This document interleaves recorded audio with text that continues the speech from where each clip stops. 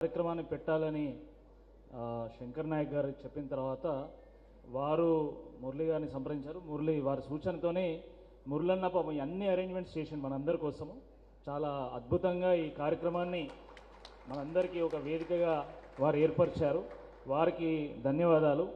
అదేవిధంగా శంకరన్న కూడా అన్ని మండలాలకి, కవితక్క అందరి మండలాలకు కూడా, అంటే కేవలం లైబ్రరీ స్టూడెంట్స్, కోచింగ్ సెంటర్ స్టూడెంట్సే కాదు, మా వాళ్ళు పల్లెలలో గూడాల్లో మా వాళ్ళు ఉన్నారు, జాబ్ ఆస్పిరెంట్స్ ఉన్నారు, వాళ్ళకు కూడా ఇది ఉపయోగపడాలని చెప్పేసి మండలాల వారు ఎక్కితే వాళ్ళని చిత్కబాది బూట్లతోని తొక్కి ఉగ్రవాదుల్లాగా వాళ్ళని ఈడ్చుకుంటూ తీసుకుపోయి మరి వ్యాన్లలో వేసి జీబులలో వేసి ఈరోజు కేసుల పాలు చేస్తూ ఉన్నారు. చాలా దుర్మార్గం ఇది. మీరు ఇవ్వకపోతే క్షమించండి, మేము తప్పు చేసినాము, మేము మోసం చేసినామని చెప్పండి. అంతేగాని నిరుద్యోగుల ఓట్లతోని, యువత ఓట్లతోని అధికారులకు వచ్చి ఈరోజు ప్రశ్నిస్తున్నటువంటి వాళ్ళ మీద ఈరోజు అరాచకాలు చేయడం చాలా దుర్మార్గం, చాలా దురదృష్టకరం. మొన్నటికి మొన్న దిల్సుఖ్నగర్లో కూడా ర్యాలీ చేస్తూ ఉంటే గురగొర గుంజుకుంటూ పోయి అక్కడున్నటువంటి శంభు నాయక్, నవీన్ నాయక్ అని, ఇంద్రా నాయక్ అని అనేక మంది విద్యార్థుల మీద కేసులు పెట్టి వాళ్ళను జైళ్ల పాలు చేసేటువంటి ఒక ప్రయత్నం చేసింది. ఇక్కడున్నటువంటి నిరుద్యోగుల కళ్ళల్లో ఆశలున్నాయి, వాళ్ళ గుండెల్లో దేశభక్తి ఉంది, వాళ్ళ చేతుల్లో పరిపాలన దక్షత ఉంది, శాంతి భద్రతను కాపాడేటువంటి ఒక సత్తా ఉంది. కానీ దురదృష్టకరమైనటువంటి విషయం ఏంటంటే ఈ నిరుద్యోగులు, ఉద్యోగార్థులందరూ కూడా ఈరోజు రోధించేటువంటి ఒక పరిస్థితి వచ్చింది. ఎవరు కారణం దీనికని చెప్పి ఈ సందర్భంగా సూటిగా ప్రశ్నిస్తా ఉన్నాం. ఆ రోజు శాసనసభ ఎన్నికల సందర్భంగా ముఖ్యమంత్రి రేవంత్ రెడ్డి గారు కానీ, అయితే రాహుల్ గాంధీ గారు కానీ ఆ రోజు ఏం చెప్పిండు? ఊళ్ళల్లో చిట్టిపాట వాడినట్టు, అంగట్ల అర్రాస్ పాట వాడినట్టు ఎన్నికల్లో హామీల పాట వాడి వీళ్ళ అధికారులకు రావడం జరిగింది. ముఖ్యంగా నిరుద్యోగులకు అనేక హామీలు ఇచ్చి అధికారులకు వచ్చి ఈరోజు 2.5 సంవత్సరాలు గడుస్తూ ఉంది. 2.5 సంవత్సరాల్లో వాళ్ళు ఇచ్చినటువంటి హామీలు, జాబ్ క్యాలెండరు కాకెక్కబోయింది. ఏడాదిలో 2 లక్షల ఉద్యోగాలు అన్నారు, అది ఏ ఏడాదో ఇప్పటికి ఎత్తలేరు. మెగా డిఎస్సి అన్నారు, మెగాస్టార్ సినిమాలు వస్తున్నాయి కానీ మెగా డిఎస్సి మాత్రం రావడం లేదు. నిరుద్యోగ భృతి అన్నారు, దాన్ని నీరు కార్చిళ్ళు.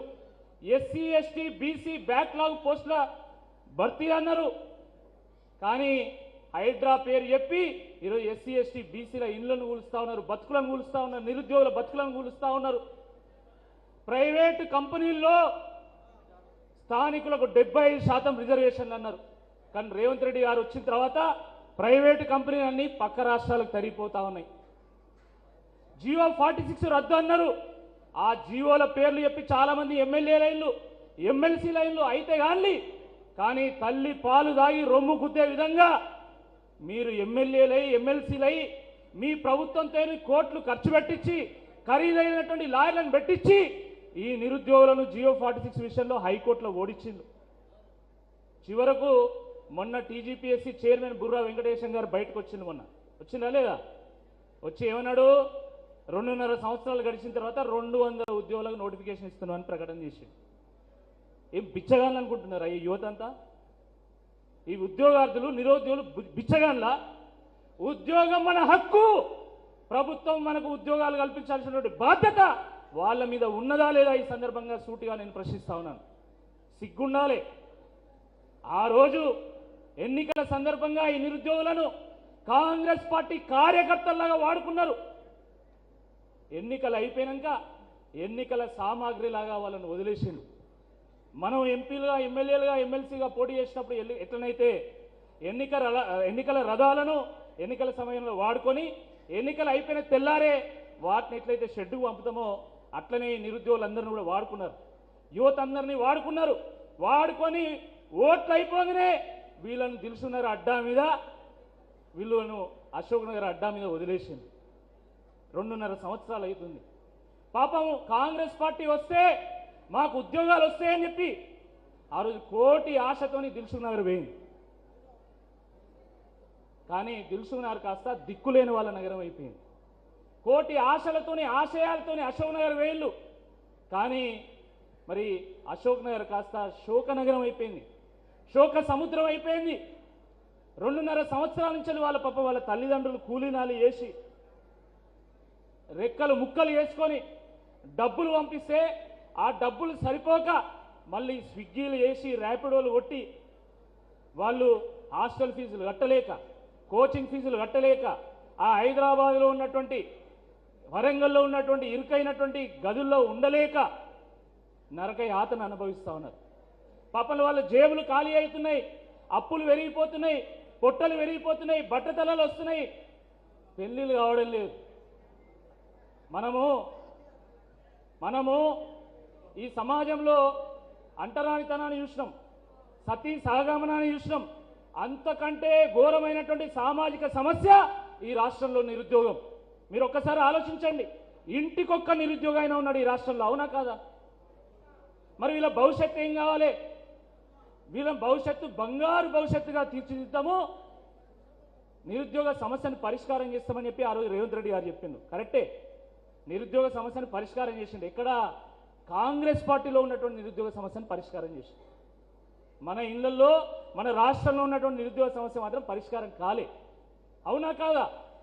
వాళ్ళందరూ ఎమ్మెల్యే లైన్లు, వాళ్ళ ఎమ్మెల్సీ లైన్లు, కార్పొరేషన్ చైర్మన్లు అవుతున్నారు, వివిధ హోదాల్లో వాళ్ళు అధికారాన్ని చెలాయిస్తున్నారు.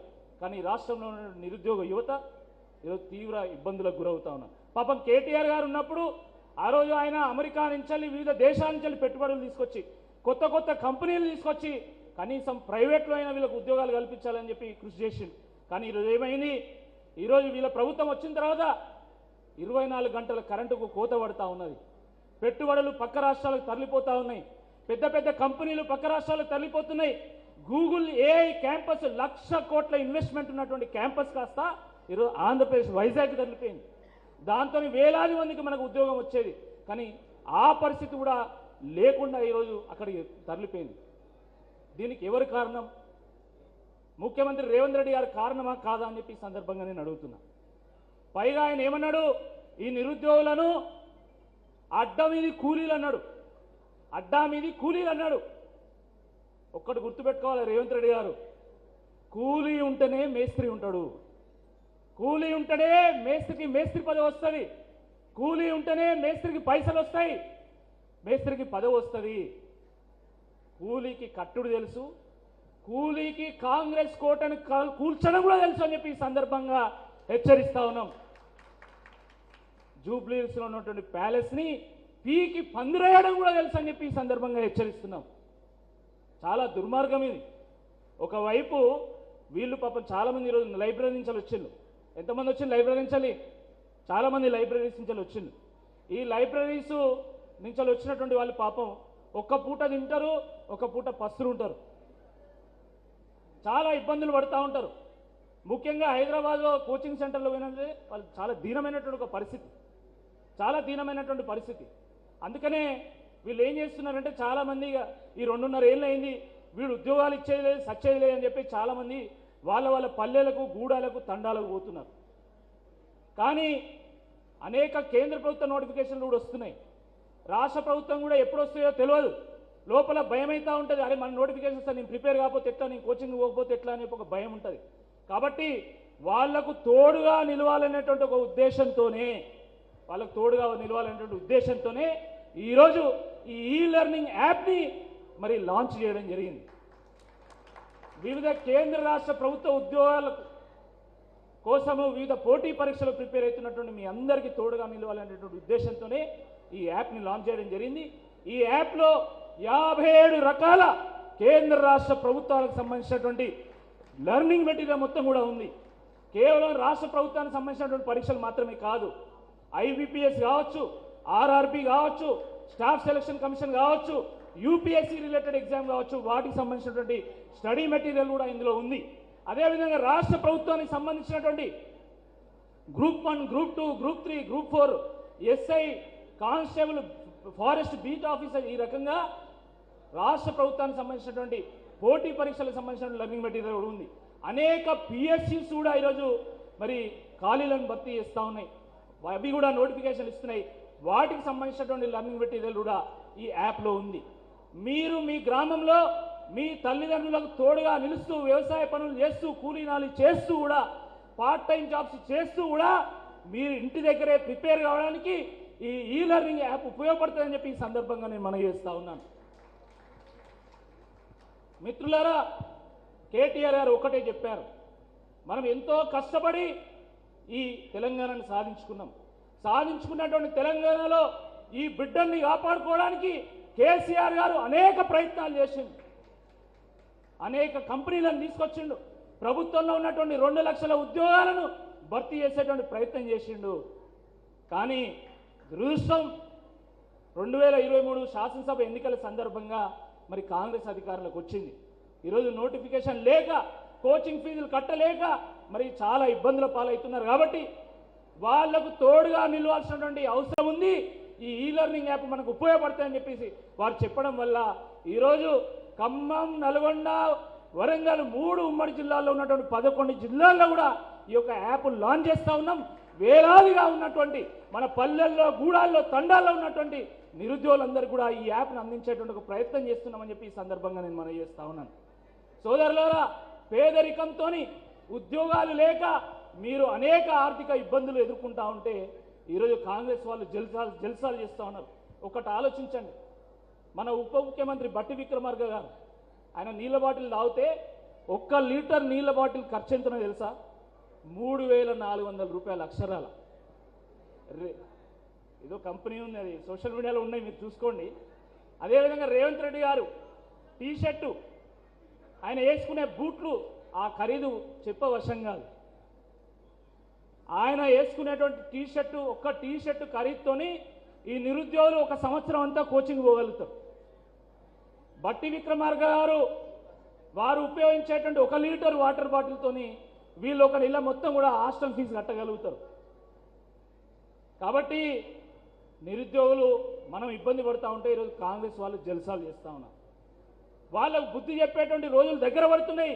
కానీ ఇటు మనం ప్రిపేర్ అవుతూనే అటు వాళ్ళ మీద పోరాటం చేయాల్సినటువంటి అవసరం ఉంది అని చెప్పి ఈ సందర్భంగా నేను మనవి చేస్తూ, ఈ యాప్ ఎంతో శ్రమ కోర్చి మరి వ్యయ ప్రయాసాలకు ఓర్చుకొని ఈ చక్రవర్తి గారితో మాట్లాడి, అనుభవజ్ఞులు వారితో మాట్లాడి ఈ యాప్ను మనము రూపొందించడం జరిగింది.